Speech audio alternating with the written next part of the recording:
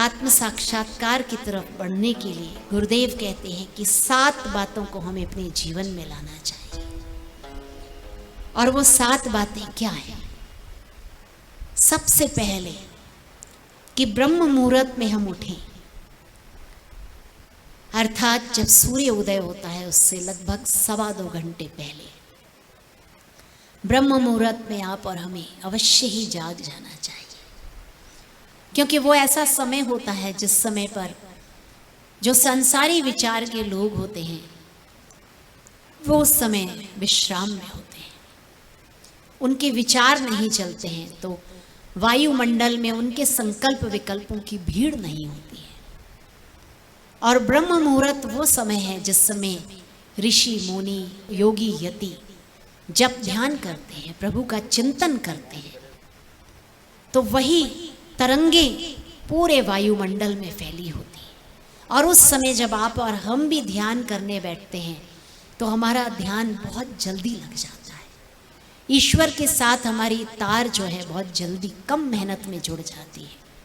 और इसीलिए कहते हैं कि जिसको सच में ईश्वर की भक्ति करनी है, जिसको सच में सत्य शास्त्रों का अध्ययन करना है, तो उसे सुबह 3 बजे उठ करके करना चाहिए, क्योंकि उस समय जब वो अध्ययन करता है, जब वो प्रभु का सुमिरन करता है, तो प्रभु के साथ तार बहुत जल्दी जुड़ती है।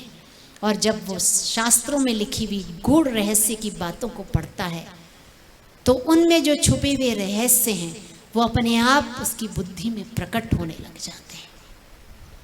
जब दिन भर आप उसी चीज़ को भले 10 बार भी पढ़ेंगे वो आपको समझ नहीं आएगी, लेकिन जब आप सुबह 3 से 6 बजे के बीच में उस बात को पढ़ेंगे तो तुरंत आपके दिमाग में वो बैठ जाती है।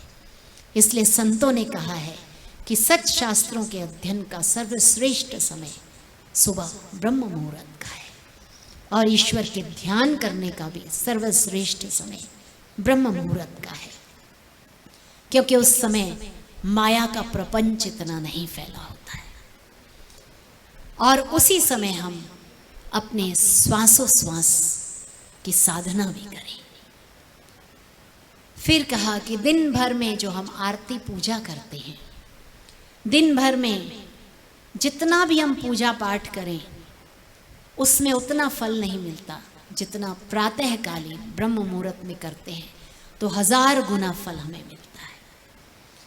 दूसरा है कि प्रार्थना को अपने जीवन में हम एक पक्का स्थान दें, क्योंकि प्रार्थना जो है वो हमारे भावों को ईश्वर तक पहुंचाती है। प्रार्थना जो है वो हमें सिखाती है कि किस प्रकार हमारे जीवन में आए हुए दुख संकटों को हम शांतिपूर्वक पार कर जाए, ईश्वर का अवलंबन लेकर के। प्रार्थना जो है वो हमारे जीवन में विनम्रता लाती है, क्योंकि जब हम प्रार्थना करते हैं तो हम हृदय की गहराई से इस बात को स्वीकारते हैं कि सद्गुरु और परमात्मा जो हैं वो श्रेष्ठ हैं हमसे, वो समर्थ हैं हमसे, और हम जो हैं हम छोटे हैं, हमारे अंदर वो सामर्थ्य नहीं है। और तब हमारा हृदय सच्ची शरणागति स्वीकार करता है, और जिस क्षण सच्ची शरणागति आ जाती है उसी क्षण ईश्वर की कृपा बरस पड़ती है, और हमारे जीवन में जो दुख संकट हैं वो भले हों लेकिन दुख की चोटें नहीं लगती हैं फिर हमें, क्योंकि संसार का नाम ही दुखालय है। तो इसमें हम दुख रहित जीवन की मांग करें तो मांग ही अनुचित है। और हमारे जो पहले के जन्म हैं उनके कर्मों के अनुसार फल तो हमें भुगतना ही पड़ेगा, लेकिन उस फल को भोगते समय जब ईश्वर हमारा साथी बन जाता है, जब ईश्वर का बल हमारे साथ आ जाता है, तब वो दुख की घड़ियां कैसे बीत जाती हैं पता ही नहीं चलता है। और गुरुदेव भी कहते हैं कि यदि सच में कोई बड़ा दुख आ जाए तब दिन में 9 बार अपनी प्रार्थना को यदि हम दोहराते हैं तो ईश्वर उसे स्वीकार करता करता और अवश्य ही करता है। इसलिए कहा है कि आद सच जुगाद सच है भी सच, नानक हो से भी सच। तो इसलिए हमारी स्थिति जो है परमात्मा से छुपी नहीं है, बस हम उसे अपने शब्दों में अपने भावों के साथ उनके श्री चरणों में रखें, तब वो परमात्मा स्वीकारता है और हमारे हृदय को भी साफ स्वच्छ करने में हमारी मदद करता है। इसलिए कहा है कि न साबुन से हृदय पवित्र होगा, न पानी से, प्रार्थना से हृदय पवित्र होगा। और जैसे जैसे हृदय पवित्र होता जाएगा तो काम, क्रोध, लोभ, मोह, मद, मत्सर अपने आप ये सब मिटते जाएंगे। और जैसे जैसे ये मिटते जाएंगे वैसे वैसे ईश्वरीय कृपा हृदय में प्रकट होती जाएगी। तो इसलिए कहते हैं कि प्रार्थना करें और प्रार्थना में हाथ जोड़ करके हृदय को झुका करके फिर कह दें बड़े प्रेम से कि हे परमेश्वर, हे गुरुदेव, हे इष्ट देव, मेरा हृदय पवित्र हो जाए, पवित्र भाव, पवित्र ज्ञान मेरे हृदय में स्फुर्त हो।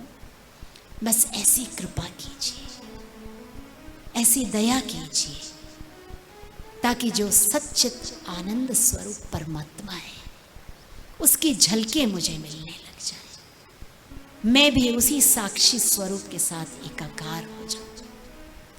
और जब रोजाना ऐसी प्रार्थना करेंगे तो परमात्मा वो झलकें अवश्य देगा। तो इसलिए आप और हम प्रार्थना करें गुरुदेव के श्री चरणों में, और साथ ही साथ हम उस परमात्मा के नाम का जप जो है उसे बढ़ा दें। ओमकार का जप, उसे हम स्थान दें अपने जीवन में। गुरुदेव भी कहते हैं कि ओमकार की साधना रोजाना कम से कम 10 से 15 मिनट अवश्य करनी चाहिए। और यदि संभव हो तो सुबह, दोपहर, शाम तीनों संध्याओं में करनी चाहिए। नहीं हो तो 2 समय करें, और नहीं तो एक बार तो अवश्य ही करनी चाहिए। क्योंकि ओमकार का जो जप है, जब हम गुरुदेव के श्री चित्र पर त्राटक के साथ ओमकार का जप करते हैं तो हमारा मन अपने आप शांत हो जाता है, गुरु के साथ में मानसिक संबंध जुड़ जाता है। और जब मानसिक संबंध जुड़ जाता है तो ये जो ओमकार का जप है ये हमें भोग देने वाला, मोक्ष देने वाला, आरोग्य देने वाला, आयुष्य देने वाला और साफल्य देने वाला और प्रभु की प्राप्ति कराने वाला हो जाता है। इसलिए आजकल तो विदेशों से ओमकार थेरेपी आ रही है कि ओमकार का जप करो और स्वास्थ्य लाभ पाओ। लेकिन हमारे ऋषि मुनियों ने तो कितना पहले ही बता दिया कि ओमकार का जो जप है वो इस शरीर को तो स्वस्थ करेगा, साथ में अपने मन की जो व्याधियां हैं, आदियां हैं, उनको भी दूर करेगा। तो शरीर को भी स्वस्थ करेगा, मन को भी स्वस्थ करेगा, और साथ में उस प्रभु परमात्मा में विश्रांति भी दिलाने वाला है। तो इसलिए ओमकार बीज मंत्र का जप आप और हम करें तो हमारे जीवन में शांति आएगी, आत्मबल बढ़ेगा, सूझबूझ बढ़ेगी। तो इस प्रकार से फिर हम ध्यान करें रोजाना। और ध्यान करते समय गुरुदेव कहते हैं कि कोई अकड़ करके बैठने का नाम ध्यान नहीं है। और सबसे सरल ध्यान बता दिया कि गुरुदेव को हम याद करें, गुरुदेव के श्री चित्र को बड़े प्रेम से देखें, ये मानते हुए कि साक्षात गुरुदेव हमारे समक्ष विराजमान है। गुरुदेव के साथ बिताए हुए पलों को याद करें। क्या कैसे हम लोग गुरुदेव से पहली बार मिले थे, कैसे हमने उनके पहली बार दर्शन किए थे, कैसे पहली बार सत्संग सुना था, कैसे जब गुरुदेव कहीं मिल जाते थे तो निकट के दर्शन करने को मिलते थे, उनके हाथ से प्रसाद मिलता था, और कभी गुरुदेव ने आप और हमसे व्यक्तिगत रूप से बातचीत करी। तो उन सब पलों को याद करें तो अपने आप और गुरुदेव की लीलाओं का श्रवण करें। जब गुरु भाई बहन आपस में बैठें तो चर्चा करें, जो जो गुरुदेव की लीलाओं को आपने हमने देखा है तो उनकी चर्चा करेंगे तो मन अपने आप गुरु के साथ एकाकार हो जाता है। और जो प्रेम की धारा फिर हृदय में बहने लगती है तो कहते हैं कि उसके लिए फिर कुछ परिश्रम नहीं करना पड़ता है, सहज में ही हृदय रस से परिपूर्ण हो जाता है, गुरु की यादों में सराबोर हो जाता है, प्रेम हृदय में आ जाता है। तो इसलिए गुरु का ध्यान करें हम, और फिर प्राणायाम जो गुरुदेव बताते हैं प्राणायाम भी करें। और समय समय पर हो सके तो मौन रखें। कहते हैं कि मौन रखने से बहुत सारे लाभ हो जाते हैं। सबसे पहला लाभ तो ये कि निंदा चुगली से हम बच जाते हैं। नहीं तो जब भी समय मिलता है तो किसी ना किसी की बात चर्चा चल पड़ती है। दूसरा, मौन रखने से बहुत सारी ऊर्जा हमारी बच जाती है, क्योंकि कहते हैं कि जिस ऊर्जा से आपके शरीर का वीर्य बनता है, वही ओज जो है वो वाणी के रूप में भी खर्च होता है। तो इसलिए गुरुदेव कहते हैं अनेक बार कि 10 शब्दों की बात को 6 शब्दों में पूरा करो, 6 शब्दों की बात को 4 शब्दों में ही पूरा कर लो।